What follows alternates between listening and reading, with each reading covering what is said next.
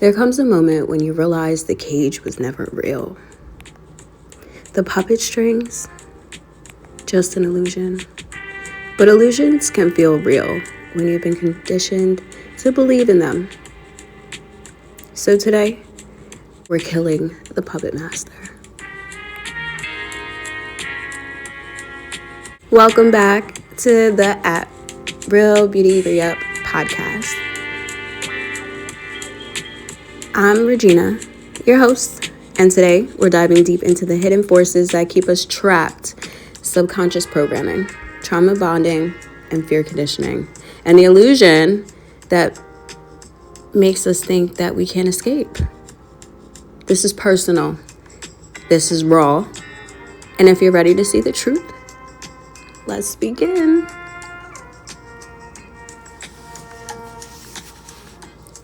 The birth of the puppet master. Control doesn't start in adulthood. It starts in childhood. When you grow up in chaos, neglect, or abuse, your mind doesn't learn freedom. It learns survival. And survival isn't about thriving. It's about playing small, making yourself invisible, and accepting the bare minimum because that's all you've ever known. For me, this started in foster care. That system was my first puppet master, and it taught me that I didn't deserve stability, love, or safety. That I had to earn it, and that love meant neglect, that protection meant control.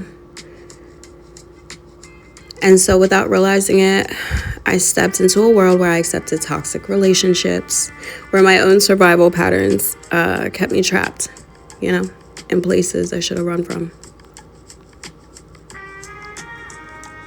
The illusion of safety and love. Here's the biggest mind fuck, right? When you've been raised in survival mode, chaos feels like home. That's why we mistake manipulation for love, control for protection, and obsession for devotion. I didn't just walk into a toxic relationship. Mine was a little different. I was stalked into it, girl. Controlled into it, bruh. Manipulated into thinking that was love. That this was passion. That this was what I deserved. And when your subconscious has been wired for abuse, you don't run. You justify. You explain away the red flags. You convince yourself that this is better than being alone, and that this is how the puppet master keeps pulling the strings. And the worst part, the outside world plays along. At least they love you, they say. At least he provides. At least you're not alone. No, that's the illusion talking. Love doesn't hold you hostage. Love doesn't almost, take your life. Love doesn't threaten if, you leave, you won't live. That's the dangers that, the lines of love can cross.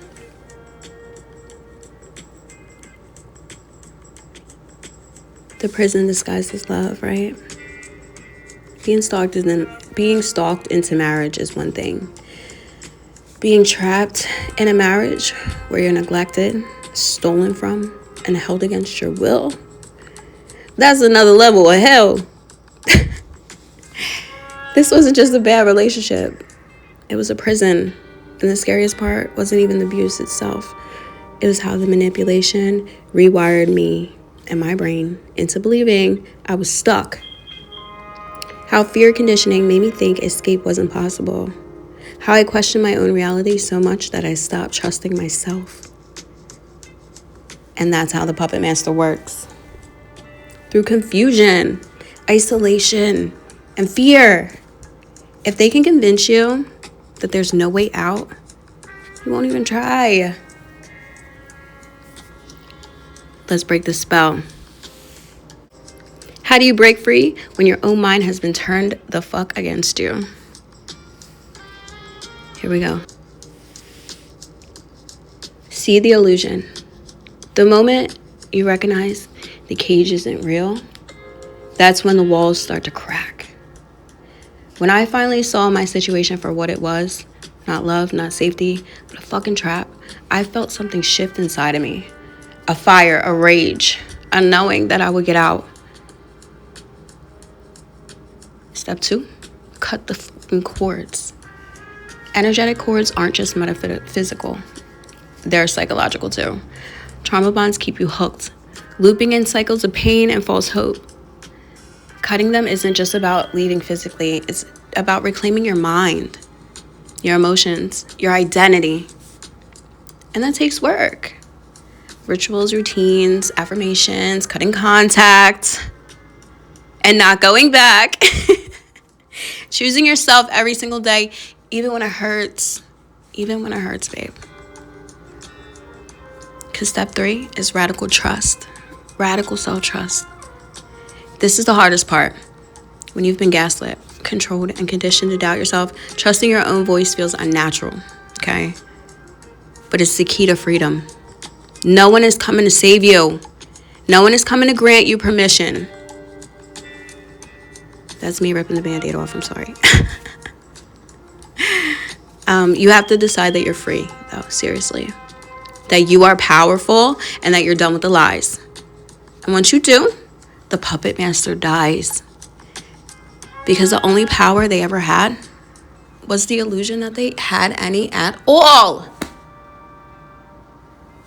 So the aftermath, you're asking, is reclaiming your power. Breaking free isn't just about leaving. It's about rebuilding, healing the nervous system, rewiring the subconscious, protecting your energy so you never fall into that trap again. This isn't just a one-time escape.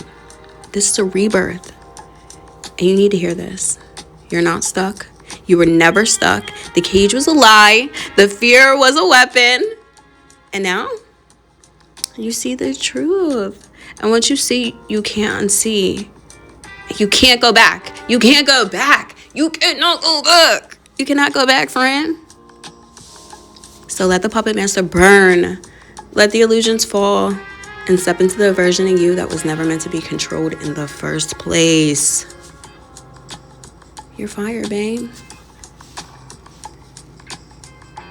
If this episode resonated with you, if you feel the fire burning inside and you're ready to attract the new and out with the old, because you know the new is always better than the old.